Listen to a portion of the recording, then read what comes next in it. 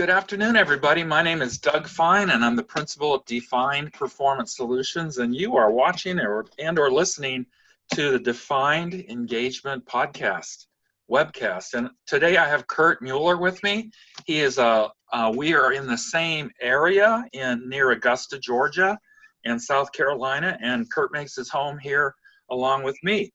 And before we get started, by the way, welcome, Kurt. Howdy. Before I get started, I'm going to read a short bio of Kurt's. He's got a lot of accomplishments, so I tried to whittle them down. But Kurt, you have some. Why don't you explain the letters after your name? Sure, absolutely. So I'm a CFP, which is a Certified Financial Planner. I also hold the CHFC designation, which is Chartered Financial Consultant, the CLU designation, which is Chartered Life Underwriter, and I also have a Master's of Science in Biosecurity and Emergency Preparedness. Okay. You have something to do when the bubble goes up? I absolutely do. All right. So Kurt's mission, really, one of them is that he wants to impact lives and help clients build a lifetime of financial security. And he's been doing this since 2012. He is, during his childhood, he got to live in American Samoa for 3 years, as well as Saudi Arabia for 3 years. He went to the Citadel and graduated in 2005 with a BS in political science. Then he did earn his Master's of Science at St. Louis University in 2009.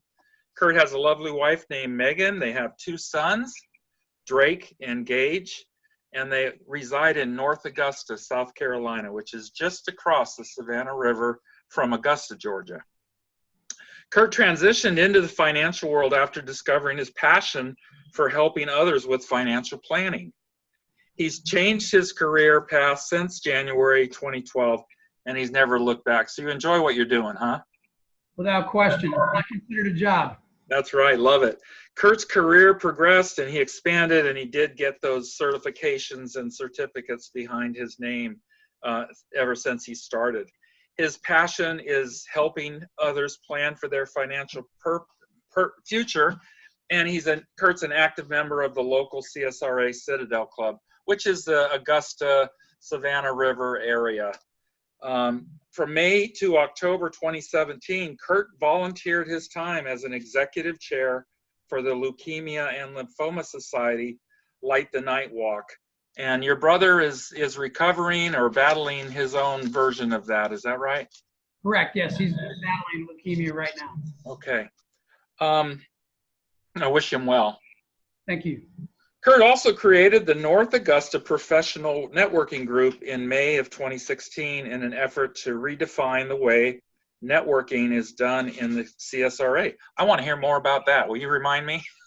Absolutely. The group prides itself on being very inclusive of everyone and encourages its member to engage with their community, help each other grow one another's business, and inspire others to do the same. So again, welcome, Kurt. And I want to tell you about the letters after my last name, okay? Absolutely. It's Jargteal. So it's like Jargteal. Jargteal. Yeah, Jargteal, and it stands for just a regular guy trying to earn a living.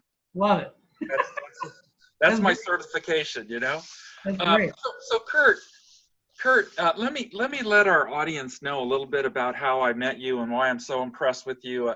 Kurt he's just a passionate individual. He amazed me the first time I heard him speak because relatively in relation to my age, he's really an awesome public speaker. He fires people up. He speaks what he knows. He doesn't use. He's not hyperbolic. He speaks what he knows. And when he shares his family story, when he shares what's going on in his life, when he shares the kinds of people he helps, it's just you really are a very engaging person, and you're engaged. So you're engaged with your work, you're engaged with your family, you're engaged with your community, you're engaged with all kinds of other business people in town. You're a sought after speaker in the Augusta market, just because you're dynamic. And so I'm really proud to have you on here, Kurt. So tell me a little bit, why don't we just start with your public speaking? Where the heck did you learn how to get so powerfully good at public speaking? That's a great question. I ask that every now and then. I've never been in a Toastmasters group. I didn't take any speaking classes. I just speak from the heart, ultimately. I've read a few books over the years that have the same theme, which is, speak from the heart. As you said, speak about things that you know about, and don't speak about things that you don't know about. Yeah. But also too, and I go back to the vision. Having a vision and being able to connect with that is very powerful, because when you are speaking, the audience can feel that energy. And let's be real. Let's be honest. Nobody wants to hear somebody that's boring either. Right. So honestly, I do better in my speaking engagements when I simply just wing it. I'm not the type that has a lot of preparation. To me, it actually hinders my ability. So. Well, that's a gift. There's so many people that cannot say that. They get wrapped around the axle when they're speaking. So I get it. So that's a gift you have. It's a wonderful gift. Tell me, when you talked about your personal mission and your values, I don't know if it was in your bio, but how about just articulating that to me and to our listeners?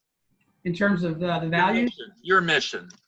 So my mission is pretty, it's more broad. It's not necessarily business focused, but it is, as Steve Jobs used to say, is to, make a ding in the universe and make the world a better place. Simply put, at the end of the day, I think legacy is something that's very important to me. And I always said that when I'm gone from this earth, I want people to run into my boys on the street and say, your dad was a good man. He may have been a little crazy, but he was a good man, and he always did what he said he was going to do. So to me, that's really, what I focus my efforts on, is simply just to make the world a better place, and control what you can control, because there is a lot of bad, negative stuff out there that, unfortunately, you just can't do anything about it. Mm-hmm. And, stay in your lane, so to speak, and control the controllables. Yeah. Like, I guess what I'm hearing you say is, you can change the world by staying in your lane, even. If you do that well, stay in your lane well, and influence the people that are in your life and that you're helping.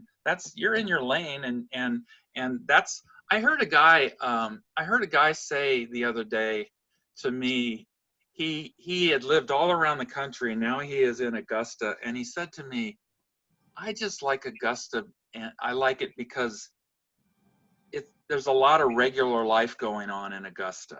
He's lived in big cities, and he says the most important thing for him and his family is having a regular life.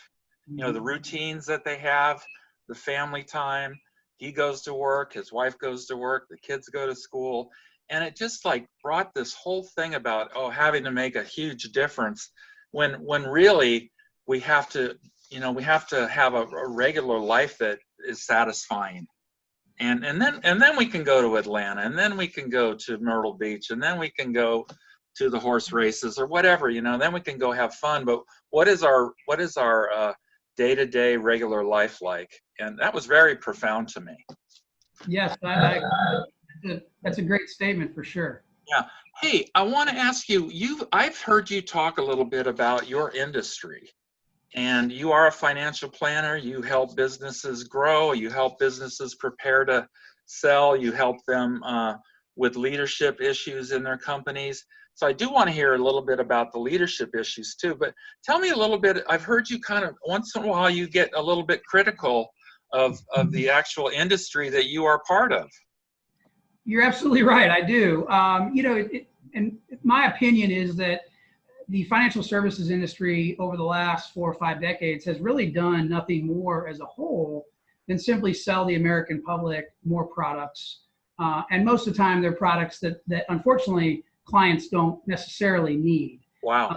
I look at two things. I look at, consumer debt is at an all-time high right now. Credit card debt, car loans, short-term loans, those kind of things. It's an all-time high. And to make that problem even worse, the average U.S. household has little to no emergency savings. And so it's really a double whammy, for lack of a better term. And I look at our industry as one of the culprits. I won't say that the financial industry is, solely to blame, but I certainly think that we have, as an industry, contributed to that. And really, if you look at, having gone through various types of training, I think it does to some degree boil down to the training that these various companies and firms are giving, because typically it is all numbers and product based, when in reality, we're emotional creatures. Humans are emotional. And at the end of the day, financial planning, I heard someone speak, it was my first year in business, I'll never forget it. And he said, you know what? 90% of financial planning is mental. And then he asked the room, he said, what's the other 10%? And there was all kinds of different answers. But the answer was the other 10% is mental. It's all mental.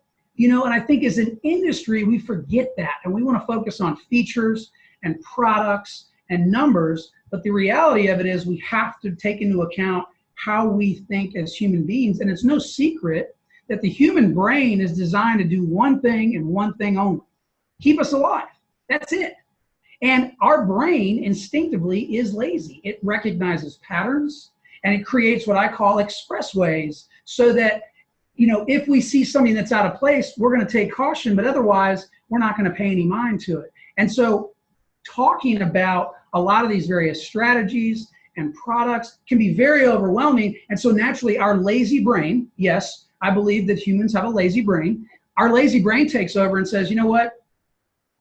we'll get to that next year, or we'll get to that next summer, or whatever it is, because it's not necessarily an urgency at the moment. And so at the end of the day, certainly my job is to, part of that is to understand the strategies, understand the codes, tax codes, etc. But it's also to be able to connect with people, to inspire them to do the things that they know they need to do, because these are smart people.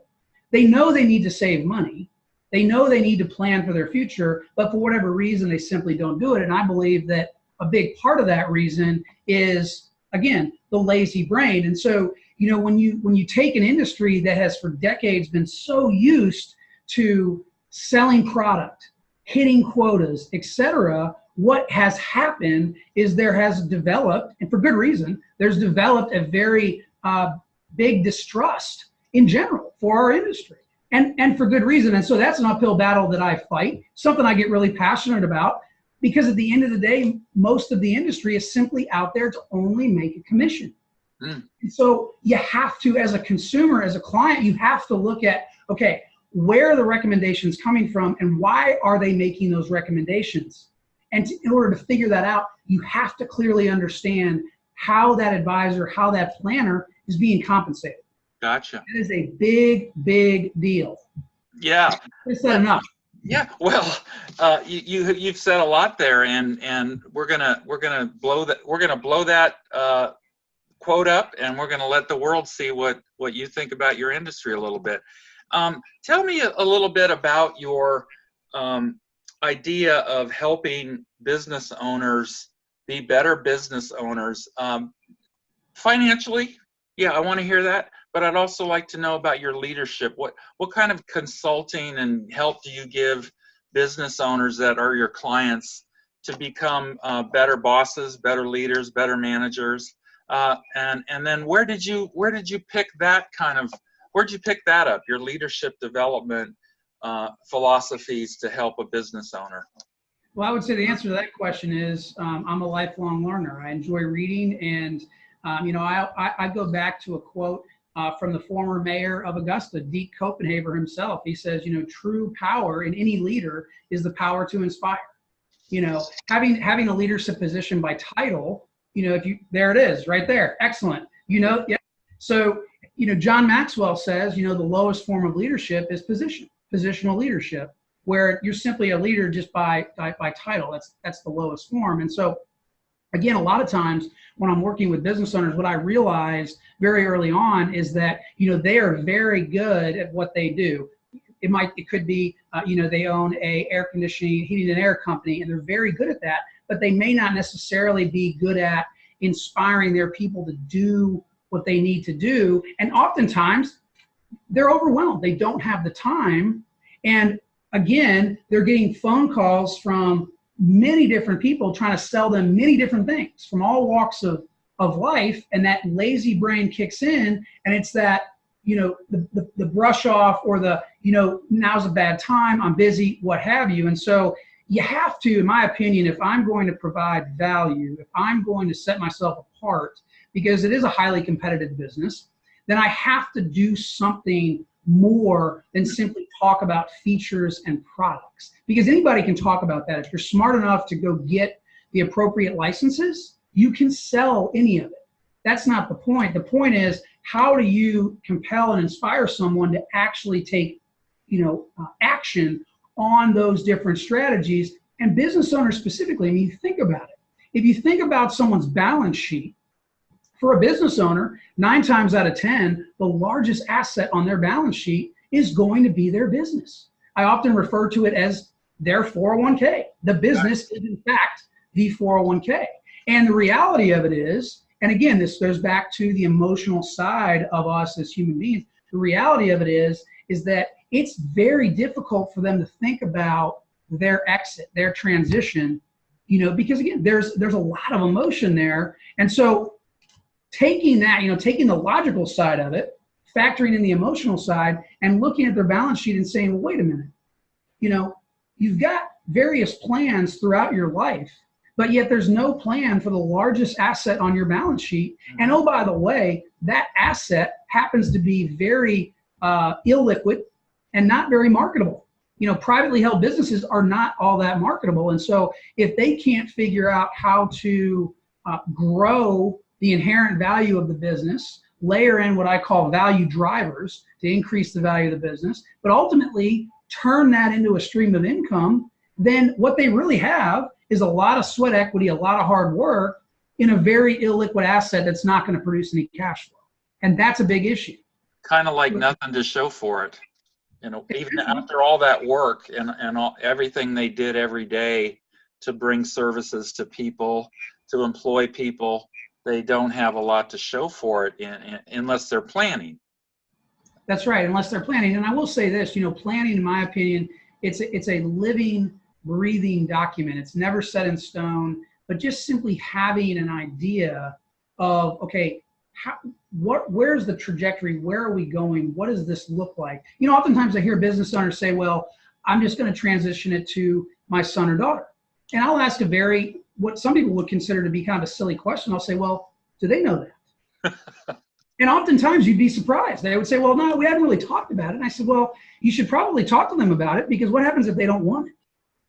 You don't want to find that out 6 months from when you're ready to walk away. So having those tough conversations, I think, is really key, but also it comes from careful planning and having someone there to be able to be that accountability partner and that coach. I mean, oftentimes I find myself in that role as a coach and a planner, because I've got to coach them. I've got to inspire them to do these things, to think about things that, let's face it, it's not fun. No, it's not exciting. And we're lazy. Yeah. Right. Yeah, I love what you're saying there. It's just, it widens, and I can just see the difference between you and how you approach your clients than all these other people out there trying to sell and make a sale and get their commission. You're much more, I'm not telling you what you don't know, but you're a relationship builder with these people, because you can't really find out what's really going on until they trust you in a relationship. Right? And that's what a leader needs with his or her people too. They can't they have to know who they are and what their strengths are and what they want to accomplish, their goals. There's so much to leadership that ultimately comes down to one-on-one relationships and regular communication. So I imagine you're kind of an accountability partner to some of your clients.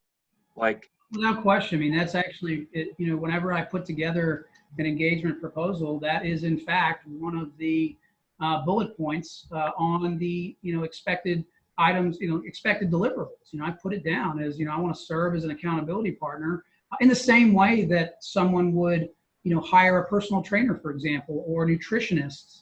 I think all of us, even the great leaders of our day and of past, I think they all had what I like call cadre or accountability team. Might have been a few people, because yeah, it can be, it is hard and difficult. Daunting. Yeah. Very daunting. Absolutely. Yeah.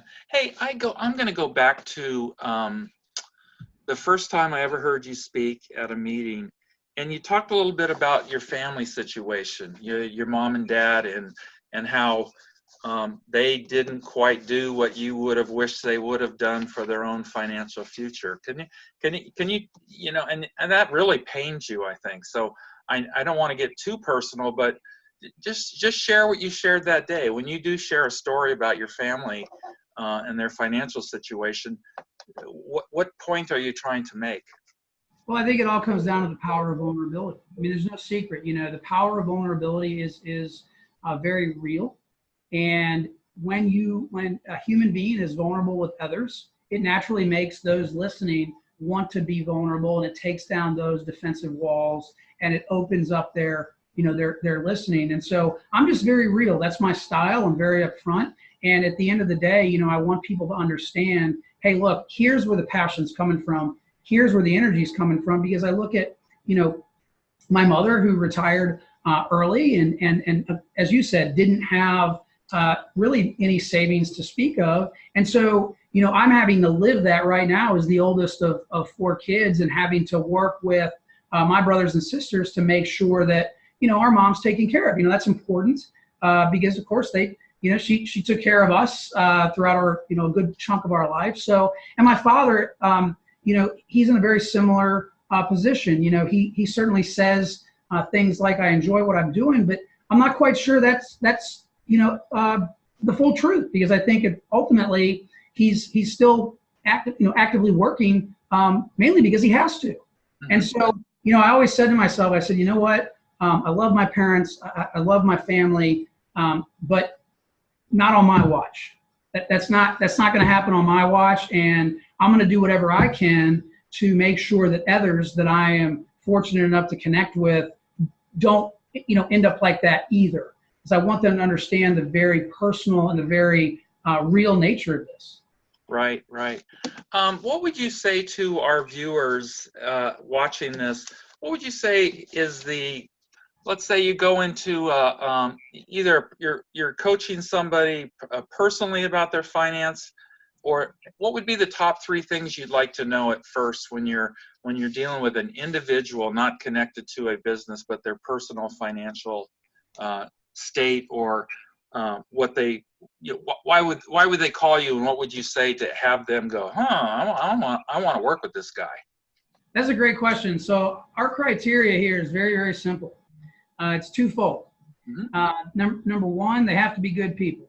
Mm-hmm. I like to joke that we have a no jerk policy here at our office. There's just too many great people out there. And to me, I don't put a dollar figure on it. You need to be a good person and a good human being to work with us. That's the first criteria. The second is you have to care more than we do.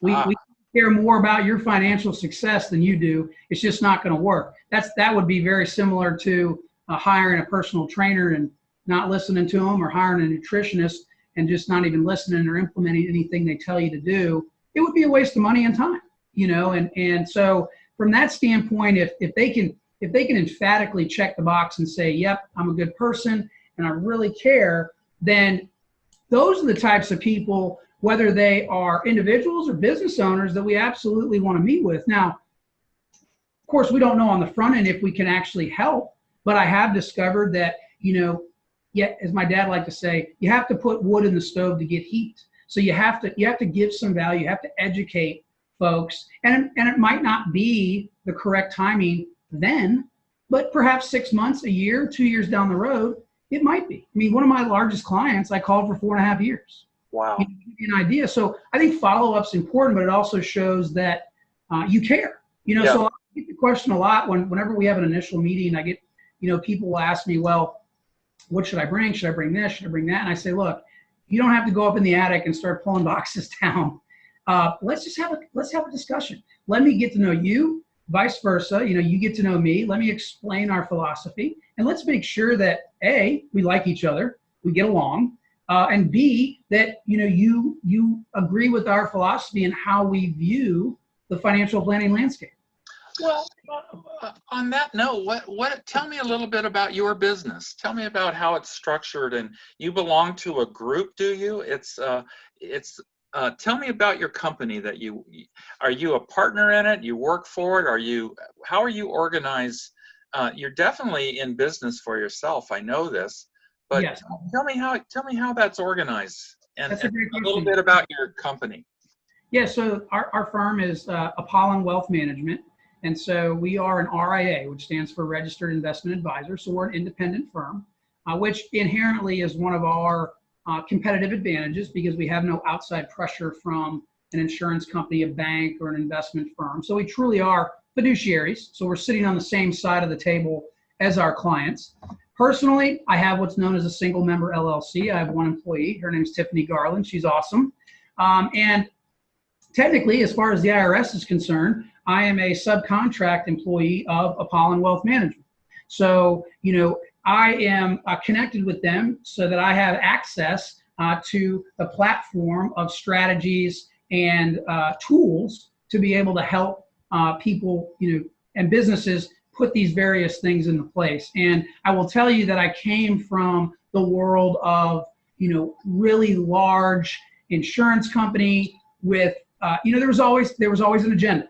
There was always, hey, we've got these products that we want you to sell. And quite frankly, I think it's very difficult for an advisor or a planner in a setup like that, whether it be an insurance carrier or an investment bank or a broker dealer. I think it's very hard for them to provide 100% objectivity because there's that outside influence. And so, yeah, I understand. I'm biased. I believe that the independent planner model, the independent wealth management firm model is in the best interest of our clients. And at the end of the day, that is precisely why the firm was started, was for our clients, period. I am just fascinated by it. When you describe yourself as like the independent, does that automatically come with a fiduciary responsibility, or is that something that you volunteered because philosophically you want to be on that side of the table with your clients? You understand the question? Absolutely. So being an independent doesn't necessarily mean that you are a fiduciary. Okay. So in the same way that, I have heard folks that are affiliated with an insurance carrier or a broker dealer or an investment bank claim that they are a fiduciary. Now, interestingly enough, there's actually a few things going on right now with in the context of the CFP board where they are challenging firms that have proprietary products or pay higher compensation on certain products and at the same time are calling themselves fiduciaries, because it's very difficult to be a fiduciary if you have proprietary products that pay you more money. Right. It's very, very difficult. Right. I'm not saying it's impossible, but it's very, very difficult. And I think absolutely it is a talking point for us to clients to say, here's how serious we are about making sure that we are doing the right thing for you versus what's in the best interest of the company. We might have started talking about kind of outside of the idea of fiduciary as we are talking now, but would you, and again, I don't know the actual knowledge level of the people that will be joining us here, but tell us the basics about what being a fiduciary means. Explain that. Right, you're on this same side of the table. I just think it's absolutely. So yeah, that's the one way I describe it, but it effectively means that legally it's a legal obligation that I undertake, which essentially says, I am required, obligated to always act in the client's best interest, period. Wow. In the story. I mean, there's not a whole lot of gray area there. So it's a very high threshold.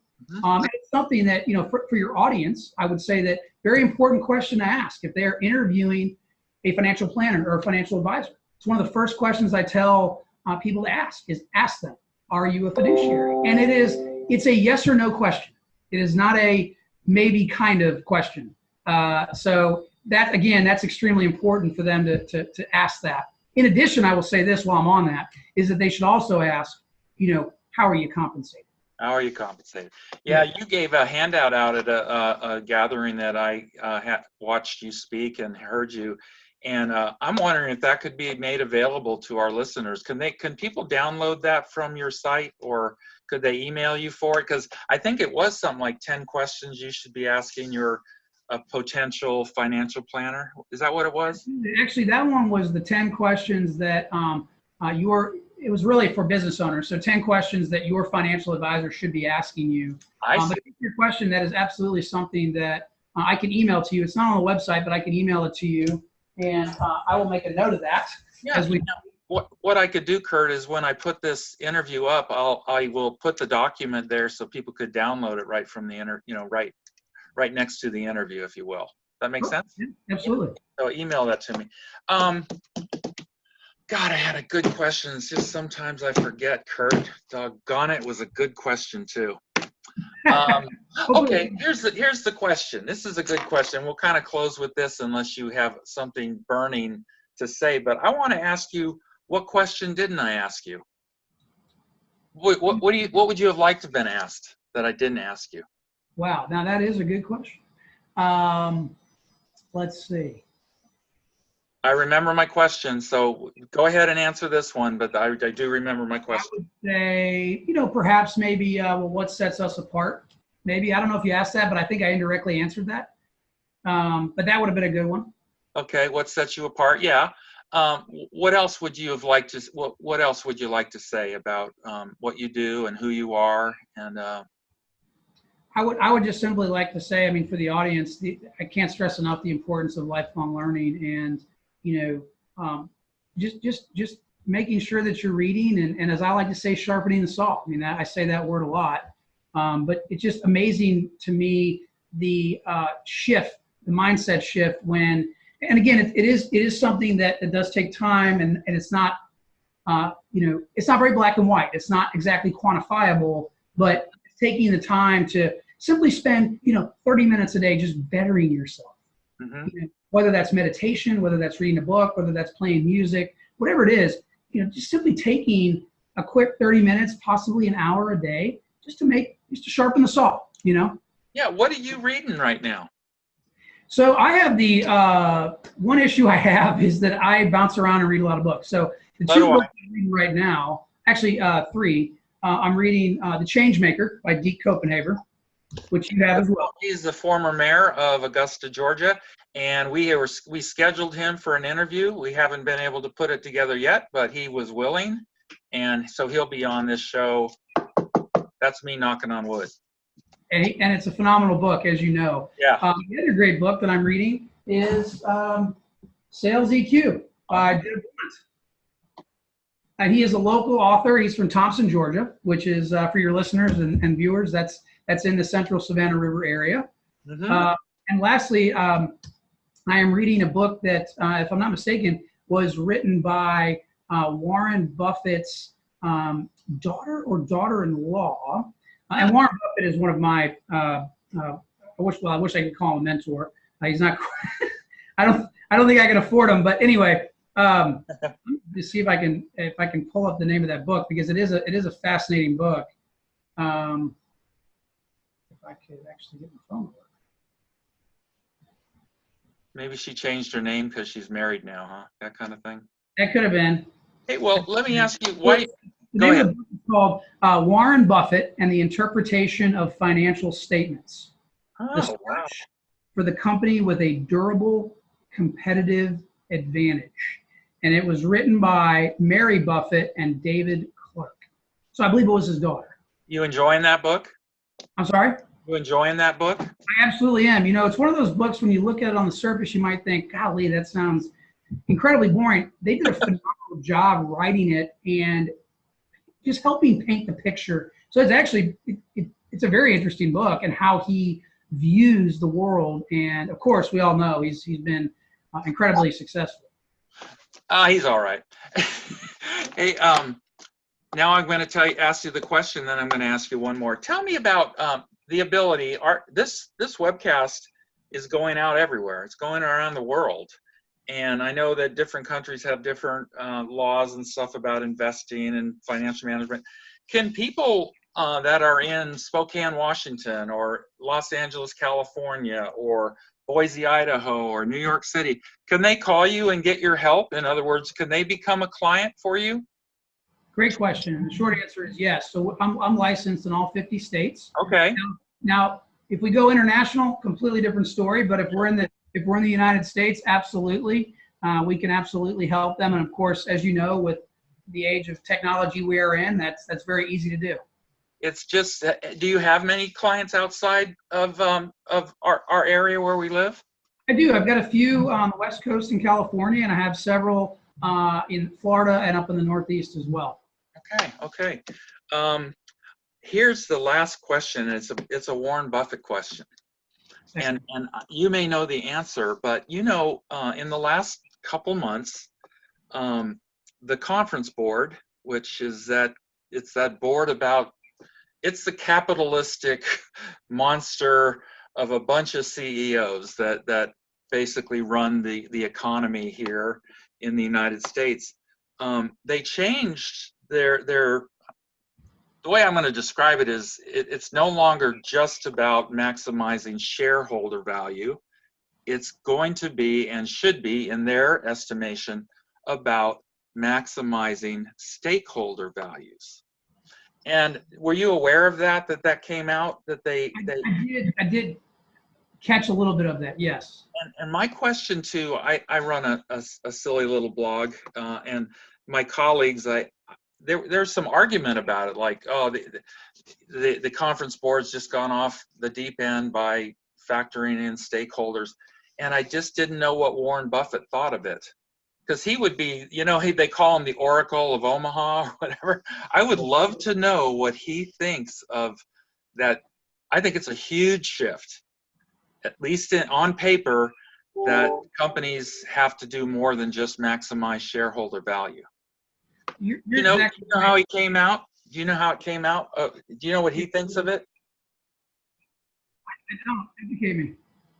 I don't know either. Oh, okay. So I did some Googling. I would say this, though. Ultimately, at the end of the day, you have to look at the motivation behind everything. And if you think about, if we continue to have, this pressure on Wall Street for these quarterly reports, right, and if we continue to tie executive bonuses and CEO bonuses, et cetera, if we're tying that to earnings per share, et cetera, it's going to be very hard to, in reality, implement something like that. I think on paper, absolutely, it sounds phenomenal. It's how do you implement it, and then how do you quantify it? Mm-hmm. How do you actually measure if that's very challenging, because there's some competing interests there. Oh, absolutely. So it's going to be the people that I've spoken to about it. They want to, where's the beef and show me the money eventually. But it sounds to me like you see the good in it. You see that this drive for quarterly earnings and short-term thinking is at least, is that kind of what you're saying? It really kind of skews companies to do things or not do things because they're just so focused on, they're just focused on the street and what the street's going to say about them. I actually think, so to be clear, I think that mentality, that short-term mentality, works against them in the long term. You look at case studies, and another good book, Start With Why by Simon Sinek. He looked at GE versus Costco, and just told the story of how those two companies, how different they were, and ultimately, yes, GE was out in front of Costco for many years, but what started to happen is Costco is now completely taken off, and a lot of that, in Simon's view, is due to the fact that their upper management and leadership spent so much time and effort in looking at, as you said, stakeholder value, looking at the long term, and ultimately caring about their employees. Mm-hmm. Not just simply having layoffs just because you want to make the numbers look better. Right. Well, Kurt, thank you so much for this extra time you've given me today. It's been a super pleasure for me, and I hope you gained a little bit in sharing what you know with me. I may be slow, but I'm dumb, and I love learning from you, and I hope that maybe in the future we could do this again. And Absolutely. Thank you again for having me. sure, I enjoyed it. So Kurt Mueller, with all those initials after his name, a fine young man. He's an inspiration to me and a lot of other people. Thank you again for being with me today. Absolutely. Thanks for having me. Take care. See you down the road.